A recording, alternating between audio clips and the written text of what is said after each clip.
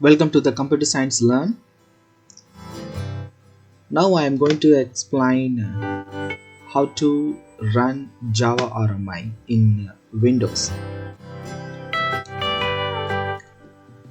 So here I take simple example, added a Java and add a remote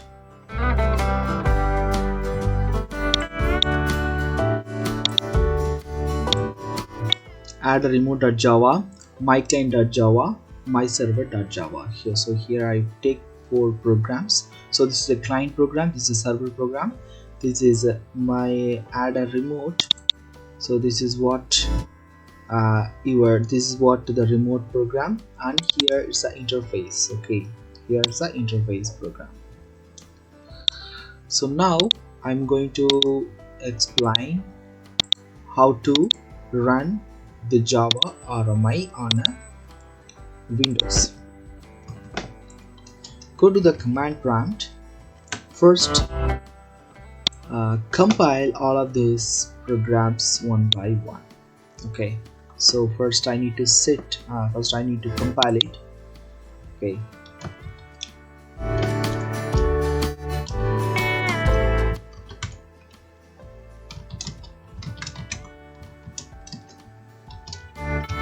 Okay. So now I'm going to check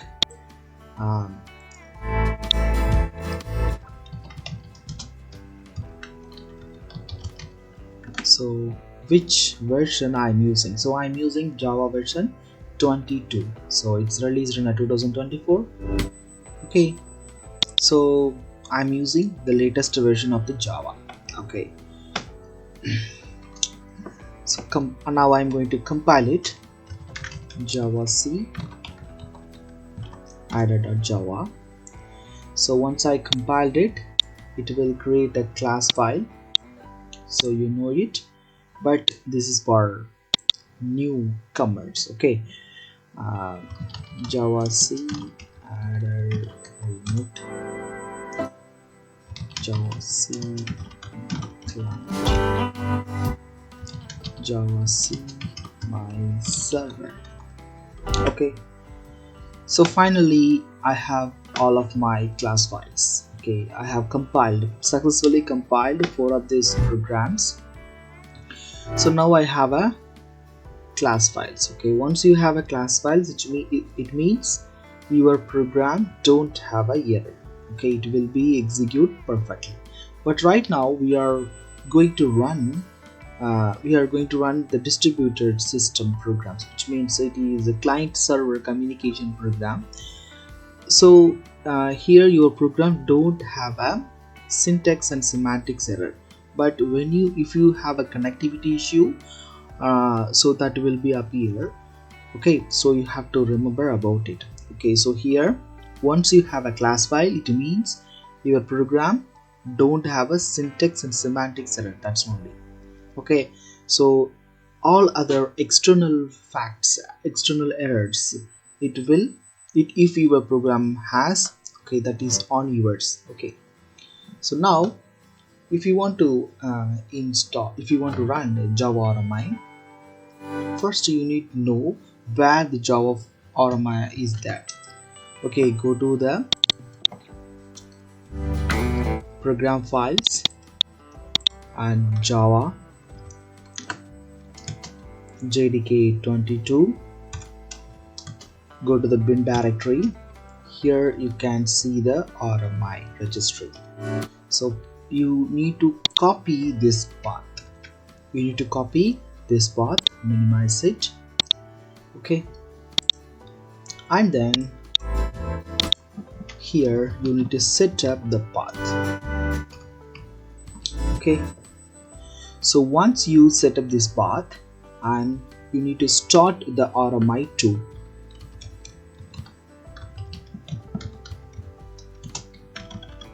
So here now it's perfectly works. Okay, it gives you warning, but leave it. So now it's perfectly works. Okay, so next you need to start the server. Okay, open another one, command prompt. You need to start the server.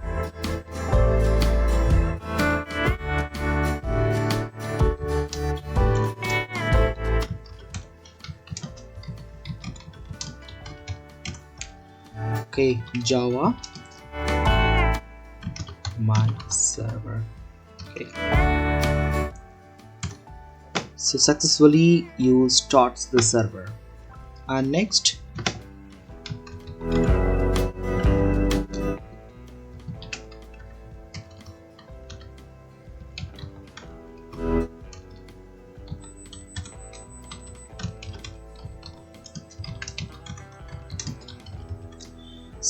you need to start client.